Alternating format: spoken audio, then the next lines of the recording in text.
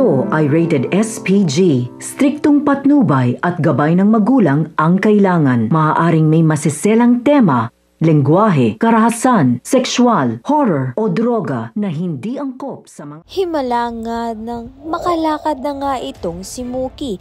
Kaya naman nga tagadagad nga siyang nagpa-drive nga papunta nga dito kay Nay Emma niya upang makatulong nga siya na makalaya nga itong si Emma. Dahil talaga naman ngang inosente nga itong si Emma at na-frame up nga lang siya nito ni Olive. Kaya naman nga't mangiyak-ngiyak nga itong si Emma nang makita niya nga itong si Mookie na mag-isa na ngang nakakalakad. Ngunit nagalit naman nga itong si Olive sa nangyari at magiging living doll niya nga itong si Mookie at paiinumin niya nga ng kung ano-ano upang ang bumalik nga ang sakit nga nito ni Mookie. Ngunit mapipigilan nga ang masamang balak nga nito ni Olive dahil nga ay may bagong karakter nga itong ang si Jade. May kakambal naman nga pala itong ang si Olive.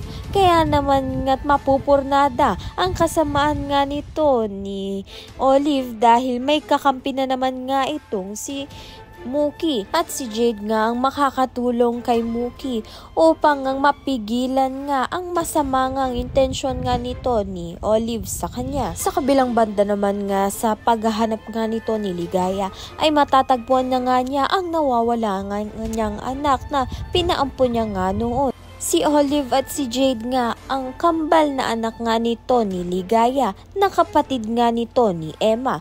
Malalaman nga natin kung matanggap nga ni Emma ang kanyang kambal na kapatid dahil nga ay napatawad na nga ni Emma ang nailigaya niya sa nagawa ngang pagsisikreto noon. Kaya yan at iba pa ang dapat natin pakaabangan. Maraming salamat sa iyong panonood.